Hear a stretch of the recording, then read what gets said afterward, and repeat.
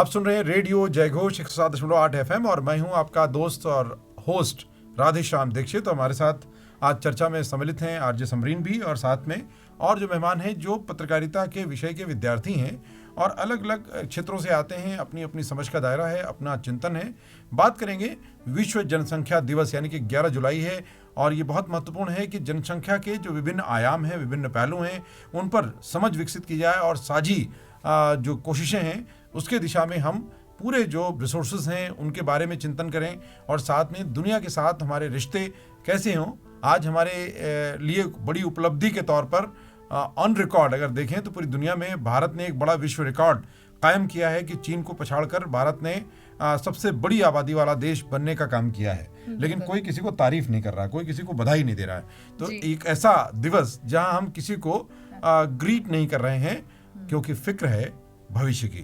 तो इस साझी चिंता में हम सबको शामिल करते हैं और आप सबका स्वागत करते हैं, खैर मकदम करते हैं। आरजे सबरीन आपका भी। ये बहुत महत्वपूर्ण चर्चा होने वाली है जिसमें युवा, चूंकि देश युवा आबादी का सबसे बड़ा है, 60 से 70% आबादी युवाओं की है, और उनके भविष्य के लिए उनके कंधों पर आने वाले जो वक्त के जो चुनौतियां हैं उनसे निपटने के लिए उनकी सोच क्या है ये समझते हैं। 11 जुलाई 1989 में यूएनओ ने इस दिन की शुरुआत की थी और इस वक्त हम 8 अरब के करीब पहुंच चुके हैं। 8 अरब हो चुके हैं पूरे वर्ल्ड में जो हमारी जनसंख्या जी हाँ बढ़ रही है और आगे भी बढ़ती रहेगी। लेकिन चिंता का विषय ये है कि हमारे जो सोर्स हैं वो लिमिटेड हैं। आपकी संख्या तो बढ़ रही है लेकिन जो हमारा भोजन है, जो हमारी ज़मीन है, जो हमारे रिसोर्सेज हैं वो लिमिटेड है। तो ये आगे आने वाले वक्त में जो जनसंख्या इस तेज़ी से बढ़ रही है वो किस तरह का खतरा लेकर आ रही है, इस पर आज हम चर्चा करेंगे। हमारे साथ मौजूद हैं, आप अपना नाम बताइए। अंशी, आप लखनऊ यूनिवर्सिटी से हैं। इसके साथ अलावा हमारे साथ हैं मैं शिवम, प्रखर श्रीवास्तव, कौस्तुभ श्रीवास्तव, निर्भय सिंह, शिफाली जी। तो समझिए जो आपने फिगर्स बताई हैं वाकई बहुत महत्वपूर्ण है कि जब 1989 में विश्व जनसंख्या दिवस मनाए जाने की शुरुआत हुई, पहल हुई, तो उस समय 5 अरब आबादी थी और आज 8 अरब है, यानी 3 अरब हम बढ़ चुके हैं। यानी जब चिंतन शुरू हुआ तब से इसका इजाफा इतना हुआ है, और उम्मीद ये की जा रही है कि अगर यही रफ्तार रही तो आने वाला समय बड़ी चुनौतीपूर्ण होगा, क्योंकि आज जलवायु परिवर्तन की चुनौतियों से हम मुकाबिल हैं। आज हम पर्यावरण के बहुत तरह के जो संकट हैं उनसे मुकाबिल हैं। जनसंख्या के बढ़ते दबाव के कारण जगह कम हुई है, संघर्ष बहुत तरह के बढ़े हैं, रिसोर्सेज को लेकर के संघर्ष बढ़े हैं, जो जलवायु परिवर्तन के खतरे हैं वो बढ़े हैं, और हम सब के लिए सस्टेनेबल लाइफ ज़रूरी है। यानी सबको अन्न मिल सके, सबको शिक्षा मिल सके, सबको स्वास्थ्य मिल सके, सबको रिहाइश के अच्छे संसाधन मिल सकें और गुणवत्ता परक जीवन हो सके, इसकी फिक्र है। तो प्रखर, आप क्या सोचते हैं कि जो जनसंख्या है इसका इजाफा कितना फ़ायदेमंद है और कितना चुनौतीपूर्ण है? जनसंख्या का इजाफा कहने और सुनने में तो बड़ा अच्छा लगता है कि ये देश इतने लोगों का है, लेकिन उनकी प्रोडक्टिविटी की बात है, उसका एनालिसिस एक बहुत ज़रूरी है कि हमारा जो देश है वो इतने लोगों का है, लेकिन उससे हम हासिल क्या कर पा रहे हैं। वो सिर्फ एक भेड़ चाल की तरह भीड़ है या कुछ विश्व को योगदान देने वाली भीड़ है। इस पर एक बात है, सरकारों का एक इनिशिएटिव रहता है विज्ञापनों को लेकर के, अवेयरनेस को लेकर के, हम दो हमारे दो, लेकिन जितने ही बात हम लोग अवेयरनेस की कर रहे हैं, आज हम लोग यहाँ बैठे हैं, इसी तरीके से हर व्यक्ति स्वयं के परिवार में और आसपास के रिश्तेदारों पर अगर इस तरीके से अवेयरनेस की जो बातें जितनी चल रही हैं, वो नियंत्रण का प्रचार और वो क्वेश्चनिंग करने का मेथोडोलॉजी अगर हर व्यक्ति निभाए तो इस पर कुछ हो सकता है। और रजनीश ओशो इस विषय पर कहते थे कि जो जनसंख्या विस्फोट है उस पर मृत्यु दर जो देश की है वो तो हम लोग देखते हैं कि मृत्यु दर कम होती जा रही है। मृत्यु दर कम होने के प्रयास स्वास्थ्य विभाग भी करता है, लेकिन जन्म दर की जो है उस पर नियंत्रण करने के लिए उस रफ्तार से कोशिश नहीं होती जितना हम जीवन बचाने के लिए मृत्यु दर घटा करने की कोशिश करते हैं। तो जाहिर सी बात है कि जन्म दर भी अगर हम उसी तरीके से नियंत्रित करें, उसी तरीके से अवेयर रहें जिस तरीके से मृत्यु को लेकर के हम जाग जाते हैं कि इतने बच्चे, छोटे बच्चे मर गए, तो अगर हम जन्म दर को लेकर भी उतना ही अवेयर रहेंगे तो जाहिर सी बात है कि हम एक अच्छा इंसानियत और संतुलन के साथ एक बढ़िया देश बना पाएंगे। जी शिवम, आप क्या सोचते हैं? जी, जैसा कि इन्होंने बताया कि सरकार विज्ञापन देती है हम दो हमारे दो, लेकिन हम देखते हैं कि जनता जो है मतलब इस पर खड़े नहीं उतरते हैं लोग, कहीं ना कहीं अलग ही रहता है इससे, और इस पे ध्यान देना चाहिए हमें और ये भी नहीं कि हमें बिल्कुल ही जनसंख्या को कम कर देना चाहिए, क्योंकि आज चाइना में जिस तरह का हाल है वहाँ पे युवाओं की बहुत कमी हो रही है। इसलिए एक हमें माइंड सेट करके मतलब स्ट्रिक्ट भी रहना है और Balance आगे बना के के लिए बैलेंस बना के चलना पड़ेगा। अंशी, जैसा कि मैम ने बताया कि रिसोर्सेज और प्रोडक्टिविटी की बात करी, तो जब हम देखते हैं जनसंख्या बहुत इंक्रीज़ होती जा रही है तो जाहिर सी बात है कि प्रोडक्टिविटी भी कम होगी। अब अवेयरनेस की बात करें कि सरकार को अवेयरनेस प्रोग्राम चलाने चाहिए इस चीज़ को लेके, ताकि लोग अवेयर हों। अब लोग इस चीज़ से अवेयर ही नहीं होते हैं तो फिर कैसे कंट्रोल करेंगे?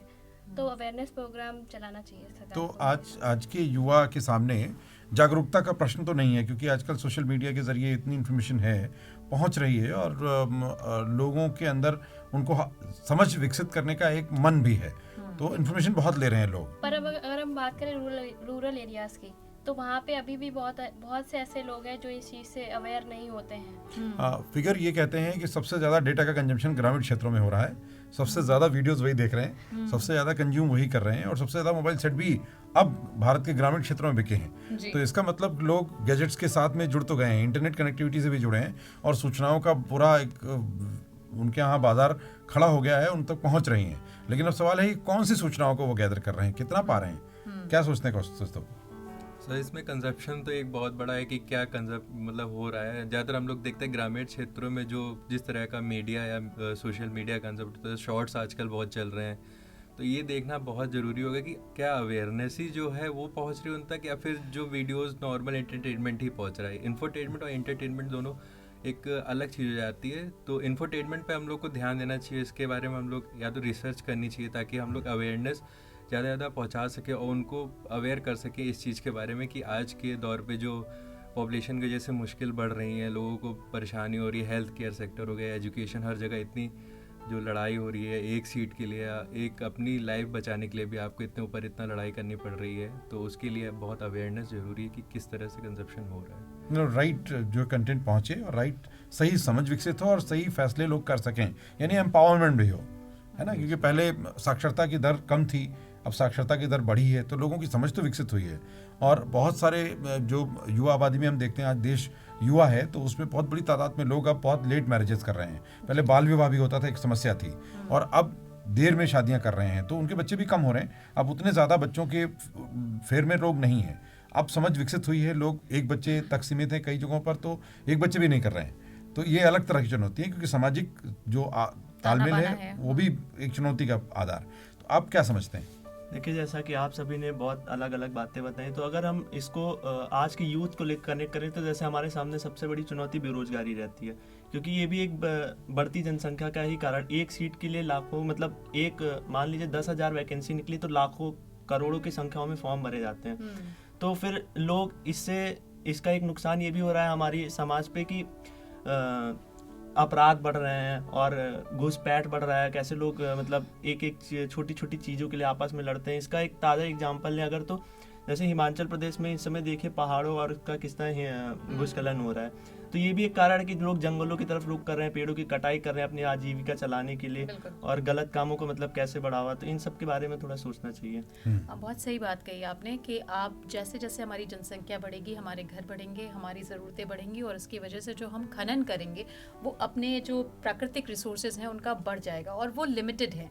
तो हमें इस चीज़ का बहुत ध्यान रखने की ज़रूरत है कि हमारी जनसंख्या वृद्धि किस अनुपात में हो। हमारे प्राकृतिक जो रिसोर्सेज हैं वो लिमिटेड है, और बात अगर हम ये करें कि चलिए हमने उसको बढ़ा भी लिया, जैसे पहले हम 1 बीघे से 50 क्विंटल या 100 क्विंटल करते थे, अब हमने उसको बढ़ा दिया है। लेकिन उस बढ़ाने का खामियाजा ये है कि हम ज़्यादा पेस्टिसाइड्स का इस्तेमाल कर रहे हैं, हम रासायनिक चीज़ों का इस्तेमाल कर रहे हैं, जिसका असर भी हमारे बॉडी पे, शरीर पर गलत तरह का बीमारियों से हम जूझ रहे हैं। बहुत सारी बीमारियां हमारे अंदर ऐसी आ रही हैं जिससे हमें प्रॉब्लम्स का सामना और ज़्यादा तरीके से करना पड़ा है। आपका क्या कहना है शेफाली इस पर? मैम, सबसे पहले तो जो सर ने कहा मैं उस बात पे बोलना चाहती हूँ कि अवेयरनेस मतलब वो पहुँचा तो रहे हैं, पर वो उनको पता नहीं है कि हमें इसे कंज्यूम करना चाहिए या नहीं। वो एंटरटेनमेंट पर्पस से ज़्यादा उसे क्या कहते हैं यूटिलाइज कर रहे हैं, हमारे जो गैजेट्स हैं और जो सारी चीज़ें। तो आने वाले समय में ये एक इम्बैलेंस हो सकता है। जो पॉपुलेशन कंट्रोल वो तो हो जाएगी, लेकिन इम्बैलेंस होगी। तो एक चीज़ ये है, और जो अभी करंट सिचुएशन है उसमें डेफिनेटली जो हमारे रिसोर्सेज हैं और जो सारी चीज़ें उस पर बहुत ज़्यादा फ़र्क पड़ रहा है। मतलब आने वाले मुझे लगता है अभी 10-20 साल ये प्रॉब्लम ऐसे ही कंटिन्यू रहने वाली है।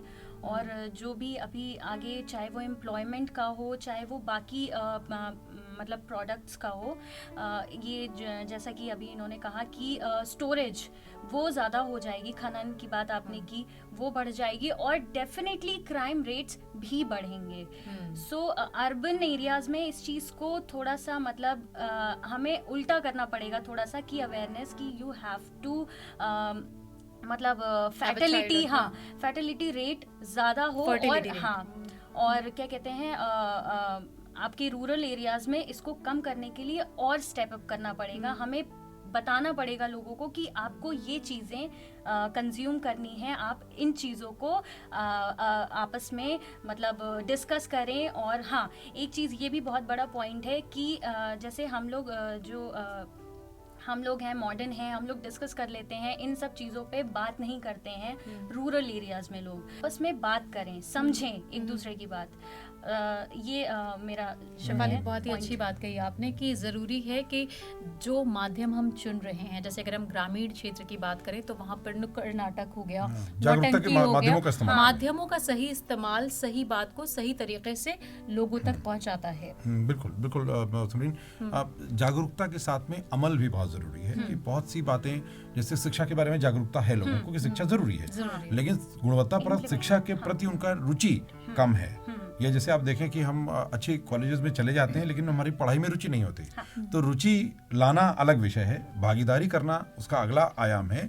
और उसके साथ में जो राष्ट्रीय स्तर पर, अंतर्राष्ट्रीय स्तर पर चुनौतियां खड़ी हो रही हैं, उनके बारे में समझ विकसित करना, ये भी और ज़्यादा ज़रूरी है। जैसे रिसोर्सेज बहुत से हैं लेकिन उसका मिसयूज़ हमें और चुनौती खड़ी करता है। तो अब हम एक नेशन के तौर पर, एक सिटीजन के तौर पर क्या इनिशिएटिव ले सकते हैं, हम क्या कदम उठा सकते हैं हर तरफ से, एक खुद में बदलाव के लिए, दूसरा है हमारे समाज में बदलाव के लिए, तीसरा ये है कि हम सोशल चेंज के इनिशिएटिव्स में और किस तरह से कंट्रीब्यूट कर सकते हैं।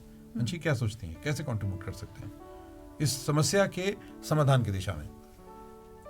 सर, अगर हम बात करें वही अवेयरनेस की, कि जैसे कि इन्होंने बताया कि हमें उनको जागरूक करना चाहिए कि वो आपस में चीज़ें डिस्कस करें, तो और नुक्कड़ नाटक हो गया, तो यही सब चीज़ें हैं जिनके थ्रू हम लोगों को बता सकते हैं कि कैसे चीज़ें को इम्प्लीमेंट करना है। हो सकता है कि इस इनिशिएटिव से उनमें थोड़ा सा चेंज आए, वो अपने अंदर चेंज लाने की कोशिश करें। तो कम्युनिकेशन तो करना ही पड़ेगा, कम्युनिकेशन अगर हम करेंगे तो उससे ज़्यादा जल्दी जो है चेंज आएगा। ऐसा अंशी ने बहुत सही बात कही राधेश्याम जी, कि ज़रूरी है कि आपका टारगेट ऑडियंस कैसा है और वो कैसे आपकी बात को समझ रहा है, वो समझ विकसित होना माध्यम के ज़रिए बहुत ज़रूरी है। जैसे ग्रामीण क्षेत्रों में ज़्यादातर पहले के वक्त में रेडियो बहुत सुना जाता था। आज अगर हम अर्बन सिटीज़ की बात करें तो आप जब गाड़ी चला रहे होते हैं या रात के वक्त में सोने से पहले आप रेडियो, कुछ चुनिंदा वक्त हैं जिस टाइम पे आप रेडियो सुनते हैं, लेकिन ग्रामीण क्षेत्रों में अभी भी रेडियो की एक अच्छी पहुँच है, नुक्कड़ नाटक की एक अच्छी पहुँच है, नौटंकी शैली का बहुत प्रभाव आप देख सकते हैं कि बहुत प्रभावशाली तरीके से जो है वहाँ पर वो बात समझी जाती है जो बताया जाता है। तो बहुत ज़रूरी है कि आपका टारगेट ऑडियंस के अकॉर्डिंग आप मैसेज को कन्वे करें। जी, आप बताइए क्या कहना चाहेंगे आप इस पर? जी, हम लोग 11 जुलाई को वर्ल्ड पॉपुलेशन डे के दिन इस पे चर्चा तो बहुत करते हैं, लेकिन इसके बाद आगे कभी इसके बारे में चर्चा नहीं करते हैं। फिर अगले साल जब आता है वर्ल्ड पॉपुलेशन डे, फिर इस पे चर्चा होती है, लेकिन इसका कभी समाधान नहीं होता है। तो मैं बात यही कहूँगा कि इस पर एजुकेशन पे भी ध्यान देना पड़ेगा, लोगों को पहुँचाना पड़ेगा, स्टूडेंट्स तक ये बात पहुँचानी पड़ेगी, उनके बुक्स में पहुँचानी पड़ेगी कि हमें यहाँ पे अवेयर रहना चाहिए। इसके लिए अलग क्लासेस होनी चाहिए हर स्कूल में, हर कॉलेजेस में और गांव में, ताकि सब बच्चे इस पे ध्यान दें और आने वाले समय में हम इससे निपटारा कर सकें। प्रखर जी, क्या कारण है, क्योंकि 75 साल आज़ादी का अमृत महोत्सव हम लोग मना रहे हैं, एक बड़ा समय निकला है और उसमें बहुत सारी सरकारों ने बहुत तरह के इनिशिएटिव चलाए हैं, जागरूकता करने के प्रयास किए हैं, लेकिन प्रधानमंत्री ने स्वीकार किया, स्वच्छता के कार्यक्रम ने स्वीकार किया कि पूरे देश की केंद्र सरकार के और राज्य सरकारों के पूरे बजट को मिला दें तो भी हम देश को पूरी तरह साफ नहीं कर सकते, सारा खर्च करने के बाद भी। लेकिन एक तरीका है, अगर देश के पूरे नागरिक मिल जाएं तो एक दिन सब मिल के काम करेंगे तो देश भी साफ हो जाएगा और पैसा भी खर्च नहीं होगा। तो यानी 2 तरीके हैं। तो अब इस वाले विषय पर भी हम सबको एक सिटीजन की, जो कॉन्शियस सिटीजन है, उसके रूप में भागीदार की अपेक्षा है। क्योंकि आज टेक्नोलॉजी का युग भी है और आज हम सब उनसे जुड़े हुए हैं, तो हम क्या कर सकते हैं? प्रखर जी क्या सोचते हैं? क्योंकि पब्लिक पार्टिसिपेशन बहुत ज़रूरी है, क्योंकि कुछ भी अवेयर करें, भागीदारी नहीं होती है तो अंत में परिणाम जीरो रहता है। जो बात आपने कही कि प्रधानमंत्री ने इस बार स्वीकारा इस बात को कि हम फाइनेंशियली बजट, जो कि एक तरीके से पब्लिक भागीदारी है, हमारा ही पैसा जा रहा है, उस पैसे से इस चीज़ को समाधान नहीं कर सकते। तो बात ये नहीं है कि हमारे टैक्स से या कुछ पैसे से या गवर्नमेंट की योजनाओं से सुधार हो सके। सुधार हमसे ही होगा और वो इनिशिएटिव हम आपस में एक दूसरे के ही थ्रू, मतलब व्यक्ति महत्वपूर्ण है। अब व्यक्ति को हम सिर्फ विज्ञापन के माध्यम से बताएं, वो बहुत समय से चला आ रहा है, अखबारों में भी, सरकारी वेबसाइट्स में भी, और कहीं ना कहीं नुक्कड़ नाटक की जो बात आई थी उस पर भी। तो विज्ञापन जब बनता है, एक महत्वपूर्ण अंग है विज्ञापन कम्युनिकेशन का, तो बहुत सारा इम्पैक्टफुल रहता है विज्ञापन। और एक उसके पीछे भी बहुत साइकोलॉजिकल लोग बैठते हैं जो विज्ञापन को बनाते हैं कि किस तरीके से ह्यूमन माइंड को वो इम्पैक्ट करे। मुझे ये लगता है कि ये इम्पैक्ट करना विज्ञापन होता है, बहुत अच्छा होता है तो हम सिर्फ ताली बजा देते हैं। और बहुत कुछ अच्छा होता है, गॉगल्स का है तो हम उसको फैशन को ट्रेंड में ले आते हैं, लेकिन जहाँ वो हमें चोट पहुँचाता है, चाहे सिगरेट का हो चाहे वो हो सकता है, हाँ बात सही, हम सिर्फ ताली बजा देते हैं। तो उसका कुछ साइकोलॉजिकल इम्पैक्ट, हम उसको कितना उसको फ्रूटफुल अपनी लाइफ में ला पा रहे हैं, इसके लिए विज्ञापन मुझे लगता है सिर्फ पूरा सशक्त माध्यम नहीं है। इसके लिए कुछ और भी रास्ते अपनाने होंगे। वो अगर पब्लिक नहीं अपना रही है और तो फिर गवर्नमेंट को जो जिस तरीके की पॉलिसीज़ की बात कुछ समय हो रही थी जनसंख्या नियंत्रण कानून को लेकर के, तो शक्ति भी हो, थोड़ी सी सरकारी कानूनों की डंडा भी हो, तब जाकर के एक सुधार की आवश्यकता होती है, ये मुझको लगता है। क्योंकि चेतना के स्तर की बात है, विज्ञापन से हमारा मस्तिष्क कुछ समय तक प्रभावित हो सकता है, लेकिन चेतना का स्तर जो है तो उस पर हम वही करना चाहते हैं कि अनुशासन तोड़ करके ही हमें मज़ा मिलता है। तो हम बैठे हैं यहाँ पे अनुशासित रूप से, तो एक अच्छी व्यवस्था में बैठे, लेकिन जो इंजॉयमेंट है, जो इन्फ्लुएंस है, जो तो वो कारण है। तो मुझे लगता है कि इस पर सरकार जो अगर फाइनेंशियली नहीं कर पा रही है, जन सहयोग से विज्ञापन के माध्यम से नहीं कर पा रही है, तो कानून की एक सशक्त आवश्यकता है। और बाकी नागरिक के ऊपर तो जिम्मेदारी है ही, क्योंकि नुकसान भी उन्हीं को भुगतना पड़ेगा। बिल्कुल, और भविष्य भी हमारा है। तो एक अंतिम राय लेते हुए कौस्तुभ, आप क्या सोचते हैं, क्या तरीके क्या हों और पब्लिक पार्टिसिपेशन कैसे बढ़े? पब्लिक पार्टिसिपेशन तो बहुत ज़रूरी होता है, क्योंकि ये तो पहले भी कहा गया है, अमिताभ बच्चन जी ने भी एक लाइन बोली थी कि जैसे कि हम लोग अगर इसको पॉपुलेशन की तरह देखेंगे तो ये गेम अलग होगा, अगर हम लोग माइंड्स की तरह देखेंगे, कितने लोग हैं, उनका अलग माइंड है, वो अगर सब लोग अच्छी तरह से पार्टिसिपेट करें, अपना अपना मतलब काम करेंगे अच्छी तरीके से, तो भी देश काफ़ी आगे ग्रो कर सकता है। हम लोग का कई बार इस वजह से भी अवेयरनेस तो हम लोग को फैलाने वाली बात है ही, अवेयरनेस तो होनी चाहिए सबके अंदर। कई बार हम लोग इसलिए भी पिछड़ जाते हैं क्योंकि पढ़ाई जो रिलेटेड है, लिटरेसी थोड़ी और बढ़े, तो जब लोग सब अपना पार्टिसिपेट करेंगे, सब अपना अपना काम करेंगे अच्छी तरीके से, तो जो ग्रोथ होगी तो वो अच्छी हो सकती है। और पॉपुलेशन में भी अगर हम लोग बचपन से ही लोगों को मतलब सिखाएंगे, उनकी ग्रोथ ऐसी होगी, जो कॉन्शियसनेस की बात हो रही थी, तो उनके मन में एक आ जाएगा कि नहीं, हम लोग के लिए क्या चीज़ें सही हैं और क्या चीज़ें मतलब हम लोग सुधार सकते हैं, रिसोर्सेज को भी देखते हुए। तो एक अच्छा इनिशिएटिव हो सकता है आगे के लिए, तो इन फ्यूचर वो काफ़ी सुधर सकता है। और शिक्षा के साथ में एम्पावरमेंट भी ज़रूरी है। एम्पावरमेंट होगी तो लोग ज़्यादा निर्णय खुद खुल के कर पाएंगे। सर जैसे कि अभी सबने बताया कि मीडिया कंजम्पशन बहुत ज़्यादा बढ़ गया है, तो मीडिया कंजम्पशन में जैसे लोग घंटों समय बर्बाद करते हैं इन शॉर्ट्स वीडियोस को देखने में और रील्स और ये सब स्क्रॉल करते हैं, तो इनका थ्रू एक अच्छा मीडियम हो सकता है कि लोग इन पे कंटेंट बनाना शुरू करें इन चीज़ को लेकर। और जैसे लोग जहाँ ज़्यादा जाते हैं या फिर ज़्यादा घूमना, जैसे मूवीज़ वगैरह, तो यहाँ पर लोग कर सकते हैं। तो ये कई मीडियम हो सकते हैं जहाँ पे कर सकते हैं। बिल्कुल। शिफाली? सर पहली चीज़ तो ये कि जब तक एक कहते नहीं, ये लाइन है कि जब तक खुद पे नहीं बीतती, जब तक खुद सफ़र नहीं करते हैं, तब तक समझ नहीं आता है कि दर्द कितना है। तो आप कितना भी अवेयरनेस और आप कितने भी प्रोग्राम्स चला लीजिए, कुछ लोग समझेंगे, कुछ लोग नहीं समझेंगे। तो इससे बेहतर है अगर किसी चीज़ को आदत में लाना है और एक बहुत बड़ी मास को अगर आपको उनकी आदत में कोई चीज़ लानी है, तो मुझे लगता है कि एक लॉ डेफिनेटली होना चाहिए इस पर। तो भी आपने सुना कि हमारे बीच जो युवा हैं उनमें उनके अपने अपने विचार हैं और इन विचारों में शामिल है जागरूकता, अवेयरनेस, साथ ही साथ उनकी ये भी डिमांड है कि लोगों को इस पर सोच विचार करके कानून लाने की भी ज़रूरत है, क्योंकि जिस हिसाब से जनसंख्या बढ़ रही है ये विचार का विषय तो है ही, और आगे आने वाले समय में ये हमारे लिए काफ़ी पीड़ादायक भी हो सकती है। मतलब सब तरह से हिस्सेदारी होनी जी। चाहिए, सिटीजन सेंट्रिक इनिशिएटिव्स भी होने चाहिए, सिटीजन्स की पार्टिसिपेशन भी हो, एक एनफोर्समेंट भी होना चाहिए, लॉ भी होना चाहिए, और साथ में जागरूकता और एम्पावरमेंट वो भी ज़रूरी है, ताकि ये माना गया है कि चूंकि आधी आबादी महिलाओं की है और महिलाओं की एम्पावरमेंट होने से वो स्ट्रांग फैसले ले सकती हैं, वरना वो मोहरा बन जाती हैं। तो कई बार अगर वो सही फैसले लेती हैं तो परिवार के अंदर सही डिसीजन हो पाएगा, और सही डिसीजन होगा तो हम सब अपने रिसोर्सेज, अपने फैमिली के रिसोर्सेज को भी ठीक ढंग से इस्तेमाल करने की दिशा में विचार करेंगे, और जो नेशनल रिसोर्सेज हैं, जो नेचुरल रिसोर्सेज हैं, उनके बारे में भी हम सही फैसले कर पाएंगे, क्योंकि ये वक्त फैसले का है, ये वक्त फिक्र का है, ये वक्त चिंतन का है और मंथन का है। मंथन करेंगे तो कुछ विष निकल सकता है, लेकिन अमृत भी निकलेगा। तो ज़रूरी यह है कि हम चिंता करें, चिंतन करें, और बेहतर भविष्य के लिए बेहतर फैसले भी उसी में से निकालें, और ये हर एक नागरिक का हक भी है, और ये उसकी जिम्मेवारी भी है, क्योंकि वो लोकतांत्रिक देश में है तो लोकतंत्र लोगों से बनता है, और लोगों की भागीदारी जहाँ होगी वहाँ कानून को ज़्यादा मेहनत नहीं करनी पड़ती, और जहाँ कानून की मेहनत ना हो वहीं पर मानवाधिकारों की रक्षा भी होती है।